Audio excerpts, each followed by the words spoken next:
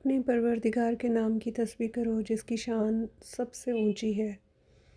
माशाअल्लाह। अस्सलाम वालेकुम, कैसे हैं आप सब? उम्मीद करती हूँ सब ठीक ठाक होंगे। और मैं व्लॉग बहुत लेट करके बना रही हूँ, तो सॉरी फॉर दैट कि क्योंकि मैं बहुत ज़्यादा बीमार थी, तो इस वजह से जो है वो इस तरफ ज़रा कम ध्यान रहा है।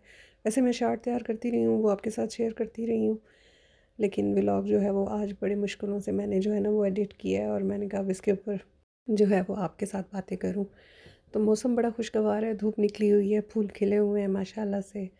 तो ये हमने कंप्लेंट की हुई थी, हमारे फ्रंट पे थोड़ी सी रोड जो है वो ख़राब हुई हुई थी, तो उसका काम होने लग गया सुबह सवेरे। नाश्ते के बाद जैसे ही फारिग हुई हूँ तो बच्चों के लिए मैंने कहा आज आलू के कटलेट्स बना लेती हूँ, क्योंकि काफ़ी अरसा हो गया था नहीं बनाए थे। और अब थोड़ा सा मौसम जैसे खुला है तो दिल कर रहा था आलू वाले पराठे भी बना लूँ, तो इस तरह की चीज़ें मैंने कहा चलो ये बना लेती हूँ सारा मटेरियल। तो इसमें से कुछ के कबाब बना लूँगी, कुछ ऐसे ही रख दूँगी, और फिर उनसे हम पराठे वगैरह बना लेते होते हैं। मेरे ख्याल में आप सब भी ऐसे ही करते होंगे क्योंकि ये हम सब लेडीज़ की आदत होती है इस तरह करना, एक से दो, एक काम में से दो दो जो हैं वो चीज़ें तैयार कर लेनी। तो इसमें मैंने कोई दाल शाल ऐड नहीं की, हालांकि इसमें दाल भी ऐड कर दें तो ये बहुत ज़बरदस्त बनते हैं। थोड़ा सा चिकन अगर ऐड कर दिया जाए तो और भी ज़्यादा टेस्टी हो जाते हैं। आज के लिए मैंने बस ये सिंपल से ही रेडी किए हैं।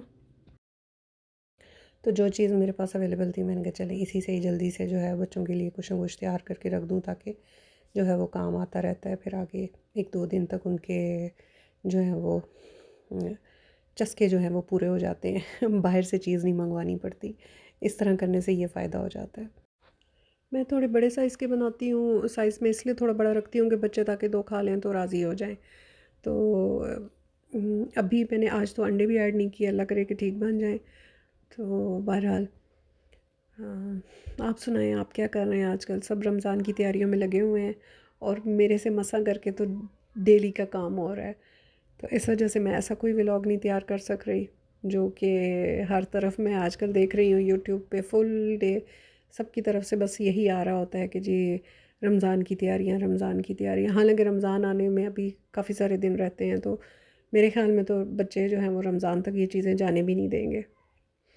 बहरहाल जी, आज का दिन हमारा ख़त्म हुआ। दूसरे दिन सुबह सवेरे मौसम कुछ इस तरह का था, और मुझे याद आया कि मेरे तो कपड़े धुले हुए थे और वो छत पे थे। जब मैं छत पे गई हूँ तो माशाल्लाह से हल्की हल्की फुहार जो है वो शुरू हो चुकी थी जब तक मैं छत पे पहुँची हूँ, और कपड़े जो हैं वो हल्के हल्के गीले हो चुके थे।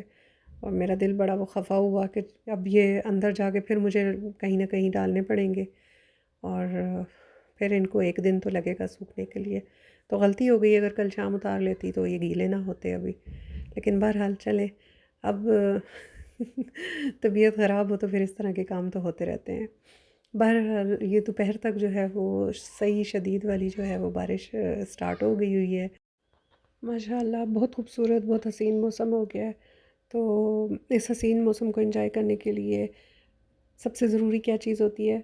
चाय और पकोड़े। तो बस फिर इस मसले को हल करने के लिए हमने किचन का रुख किया, और दोपहर के खाने में जो है वो आज ये पकोड़े, पालक वाले, आलू वाले, और कुछ प्याज वाले। आज मैंने सारे ही डिफरेंट अलग अलग करके कोशिश की है कि बनाऊँ बच्चों के लिए थोड़ा। अमूमन पहले मेरी आदत होती थी मैं मिक्स ही बनाती थी, लेकिन आज मैंने कहा मिक्स नहीं बनाते, आज हम सब डिफरेंट डिफरेंट बनाते हैं। तो ये अभी देखें ना वो बेसन जो है वो थोड़ा पतला हो गया है, जब पालक उसमें डाली है, तो वो जो है वो अब अंडों के ऊपर बैठ ही नहीं रहा। अब क्या किया जाए, थोड़ी सी गलती की वजह से जो है वो चीज़ ख़राब हो जाती है। चलो ये भी खा ही लिए जाएंगे अंडे। ये प्याज वाले हैं और आलू वाले भी हैं साथ में। तो अच्छा, मैंने अच्छा ख़ासे ज़्यादा तादाद में बनाए हैं, लेकिन उसके बावजूद भी जब हम सब मिल के बैठे हैं और खाने लगे हैं तो लगता है जैसे 10 मिनट के अंदर जो हैं वो ख़त्म हो गए थे इतनी बरकत से खाए गए हैं। तो माशाल्लाह बच्चों के टीचर भी आ गए थे तो उनको भी मैंने सर्व कर दिया साथ में। तो इस तरह जो है वो हमने अपने इस मौसम को खूब इंजॉय कर लिया। और आज का व्लॉग जो है मैं उम्मीद करती हूँ आप पसंद करेंगे इंशाल्लाह ताला। और कमेंट कर दिया करें, लाइक कर दिया करें, कोई ना कोई सजेशन दे दिया करें। और इस आखिरी बानो कुद्सिया के कोट के साथ मैं अपना व्लॉग यहीं ख़त्म करती हूँ। लोगों पर जितना एतबार भी हो, मगर उनके लिए अपनी ज़िंदगी के कमरों में सिर्फ मेहमानों वाला कमरा ही खोलें। ये कोट जिसकी भी समझ में आए वो कमेंट में मुझे ज़रूर समझाए, क्योंकि मेरी समझ में ये नहीं आया। तो एंड में जी लाइक और शेयर और सब्सक्राइब ज़रूर कर दीजिएगा। जज़ाकल्लाह।